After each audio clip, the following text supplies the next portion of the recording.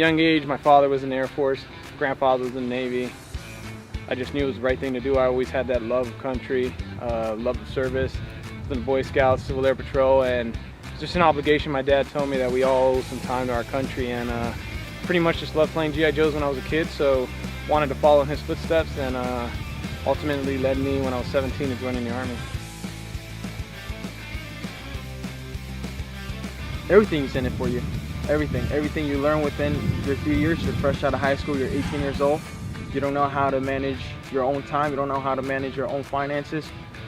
The Army teaches you, forces you in a way to grow up faster than your peers. This way, when you're ready to get out of the Army or continue to progress in your Army career, you're going to be a better man than you were when you first joined. I joined the Marine Corps in 2011, spent 9 years over there in the infantry. I enjoyed it, it was a great time. I got to a point in my career where there was a direction I wanted to go, and due to my rank, I was not able to go that way in the Marine Corps. The Army offered different opportunities for me to take my career and pursue what I wanted to, so which is where I made my decision to come over to the Army and leave the Marine Corps. Definitely want to look inside yourself and make sure that it's what you want to do before you go and do that. Realizing, yes, all these opportunities are there, but at the same time, it's the real world. It's not mommy daddy's house, but I mean, it is something that can definitely be done. I did it, got out. Yeah, real big world is kind of scary first, intimidating, but at the end of the day, I mean, just kind of got to do it, and you won't regret doing it at all. If I had to describe one word to define, I'd say brotherhood. I love the infantry, I love the mindset, I love the organizations. I just love the mindset, really. The way that everybody's just going after it and get the mission done. The infantry as a whole, I mean, we're the premier fighting force. We own the last 100 meters of the battle. We are the Queen Zone. I mean, you can't define anything else better than looking at it like that. Just understand that it's more than yourself. It's about everybody. It's about the nation, ultimately. The man to your left, woman to your right, you got their back just like they got yours. But ultimately, have milestones. Short-term goals and then those long-term goals. What do you want to do at the end of the day? Because the military isn't for everybody, so you want to have those short-term goals. If you want to stay in the military and make this a career, then you want to have that long-term goal that will set you up for success for whatever you want to do after you retire, ultimately. Fort Drum in the Army and active duty has probably been some of the best and some of the most memorable experience of my life. Met a lot of guys, met a lot of leadership that could guide me towards the right direction. My goal after my contract is actually go to UCLA, go back to college, and the Army has this really nice opportunity to show me how I can get that done.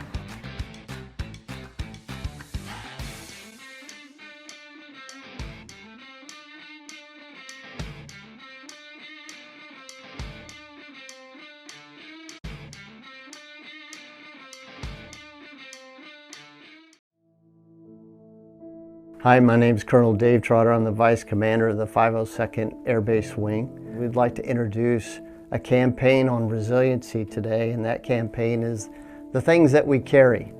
And what does that mean, actually? The things that we carry are those things, the experiences in life that have taught us different lessons along the way. You can't experience for other people, but what you can do is share experiences that will accelerate learning. And for me, that's what resilience is about, and how we together as a team move forward. There's an old saying in the Army that says, hard times don't last, but hard people do.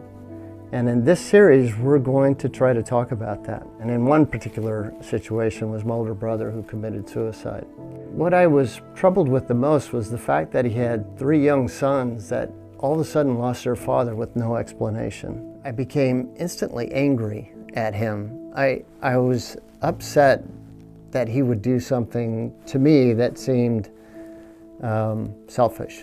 I found myself really struggling with the idea of you know, carrying the experience that my older brother had committed suicide. I was becoming more and more angry as well. And as I became angry, I was beginning to have people tell me that they thought I was tense, that I thought I was a little aggressive, and that in some cases they thought I'm out of line with how I'm treating people. And that stress was just building and building and building. And it got to the point where one of my peers, a fellow company commander, said, "Hey, Trotter, I think you need to deal with your anger." And I had no idea what he was really talking about. A couple weeks went past and he came back to me and said, "Trotter, you really need to do something. Your anger is involved with everything that you're doing now as a commander, and you owe it to your soldiers to do a better job." That's when I thought, I do need to do something. I didn't know where to go. I didn't know what to do. And I remember talking to my chaplain at the time and asking the question, do you see a difference in me? Do you think I should do something? And the chaplain saying, "Yes, you probably do need to see somebody.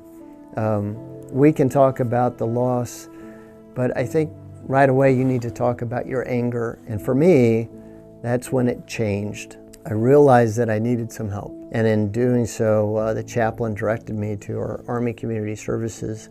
And there I found that I could learn how to handle that type of anger. And it's helped me ever since. What I found was that some of the things that I had learned, the tools that I had learned in that course, I could apply to my nephews. They were upset that their father would do that. They were upset that they didn't understand what happened. They were upset because their life had changed completely. And trying to help them kind of sort all of those things out, I found myself teaching them about anger management skills, teaching them about, hey, this too shall pass, and teaching them that we've got to be resilient and press through. We've got to fight through to the other side, whatever that may be. It was one of the best decisions that I've ever made.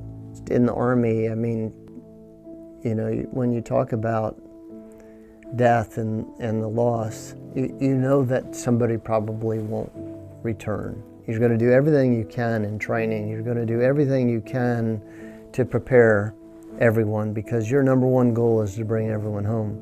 But it is really hard to be prepared once you have a loss.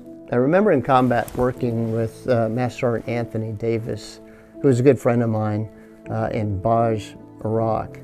On the 25th of November 2008, he was killed during a humanitarian mission where he was giving food to local civilians. I wasn't ready for that. I had just talked to him the night before, and we had just had dinner at his combat outpost. And we were talking about his retirement, we were talking about his family, and the next day I found out he was dead. I couldn't understand, why someone would be killed trying to do something good for other people.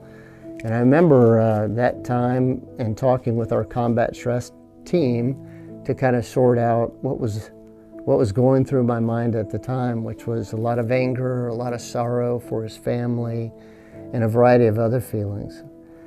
6 years later, to the exact date, I had the Sergeant Major Wardell Turner was killed. He was out trying to help people in Afghanistan, and he was killed by a roadside bomb.